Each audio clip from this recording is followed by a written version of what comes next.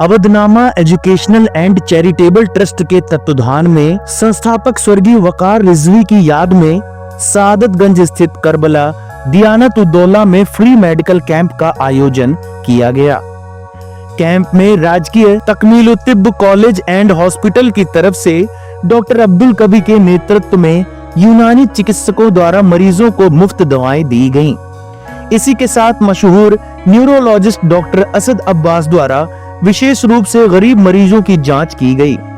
Doctor Ahmad Hussain chest specialist, doctor Shahnawaz general physician, doctor Qamar Jafri ने homeopathy चिकित्सा द्वारा उपचार किया।